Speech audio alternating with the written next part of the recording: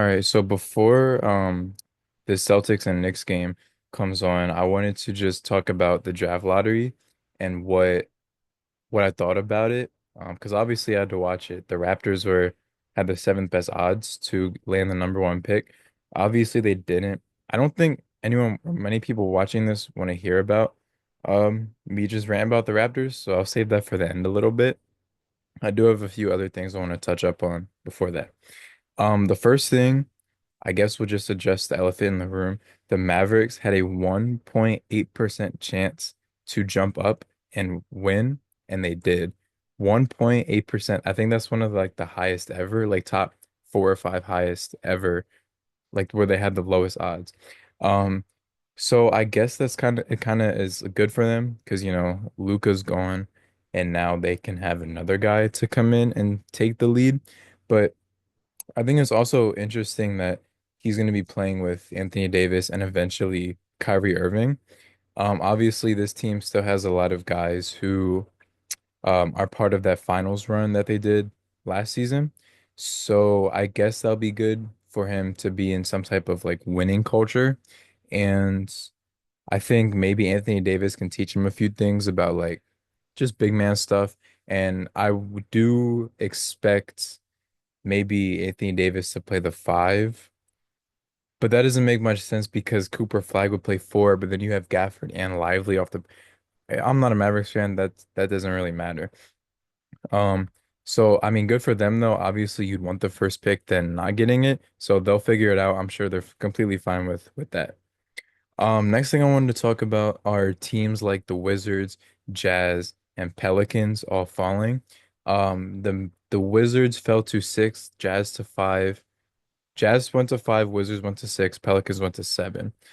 If you had such a terrible season like the Jazz did, or I guess the Wizards as well, and you end up with a top five pick at best, I'd be pretty sad, especially when this draft, their main talent, as we know of right now, is like the top three guys of Cooper Flag, Dylan Harper, Ace Bailey. You could argue VJ Edgecombe, he's cool too. But still, regardless, even if he goes forward, you're not getting him because you have five or lower. Um, so like if you're a Jazz fan, I don't know like what to tell you. You're most likely not drafting a guy who can like alter your franchise, which means you're either gonna have to keep being bad again or make some type of trade. Um, I don't really know. Something like the Pelicans, though, it's not the end of the world because once they can finally get healthy, if they even can, um, they could, use this pick to maybe trade for a different piece or use this pick. Maybe they turn out good and they can play and compete. For the Wizards, though, I mean, it stinks. It's really, really unfortunate. I say the Jazz probably are the losers of the draft, with the Wizards being a second. And lastly, or second to last, the Spurs jumping up in the top four and landing the second pick is very, very shocking. When the top four was announced, it was Spurs, Sixers, Mavericks, and Hornets. As long as the Spurs or 76ers did not win it, I would be fine. Because I am a like full Sixers like disliker. And also their team, like, I don't know, if they get Cooper Flag, that would be a lot over there going on. I just don't like to see them to be good, to be honest. Um, argue if you want. But with the Spurs, I mean, their team's already looking really good. They got De'Aaron Fox. Wemby's looking like a superstar bench in the makings. And they got other young pieces. They have the rookie of the year and Stephon Castle. And then they already have younger pieces who are developing. They already have their own future. The first overall pick would have just been way too much. I don't think it would have been very fair in the long term. So out of the four teams, if the Mavericks won it, I wouldn't have been upset at all, kind of neutral. But I was rooting for the Hornets. Ooh, I don't know why this camera's not focusing. Anyways, I was rooting for the Hornets, just because like the Jazz, they've also been bad for a long time, and like the Wizards too. So I think also giving LaMelo maybe someone like him would be really cool and nice to test. But now they have four. So yeah, I think the Spurs getting second. Maybe I wouldn't be surprised if they traded it. Same with the Sixers, trade it for win now pieces.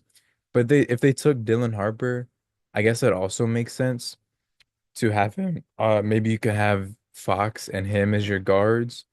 Or if you just want him to be your backup. I guess if you want to take Ace Bailey at two, just so he could be like your small forward for the long term, maybe like your small forward when they start competing. Anyways, I mean it's still good for them. They got second. I wouldn't be surprised if they traded. Now, real quick before I end this little video, I'll just talk about the Raptors and my perspective. Obviously, them jumping up, I wasn't expecting one, but I was hopeful and had faith for a top four jump because if they were higher than seven, it was top four, no five or six. So if they would have got three or four though, I don't really see how like Ace Bailey or Edgecombe would be good for them. Obviously, you take the talent when it's there, in the draft, but like they already have forwards and Edgecombe, like he started lighting it up from three in March Madness, but in the season he not really. So like, do you want guys who maybe can't play defense or can't shoot? Not really, because the Raptors really need shooting. Even if they jumped up to second, I guess you take Dylan Harper, maybe Emmanuel quickly. His future is up in the air, but still, the fact that they fell to nine though, rough, rough, rough. Um, I really wanted them to take I don't really know how to say his name, dude from Duke, Kaman, Malawak, whatever. But at this point, is he even gonna be there at nine? No one knows. I'd much rather him than Derek Queen. So I wouldn't be surprised if he fell to nine, but he's also seems like a seven-ish guy, which is if they stayed at seven, I would have been fine. But now they're at nine. I don't really see them trading up, or down really. They'll probably just stick with it, which is fine. So I do trust that they'll draft the right guy. They have a great development team over there. Anyways, those are just my very quick reactions, initial ones on the draft lottery. Shout out Mavericks. And Wizards and Jazz, I guess Pelicans too. You guys will make it through this. Peace out.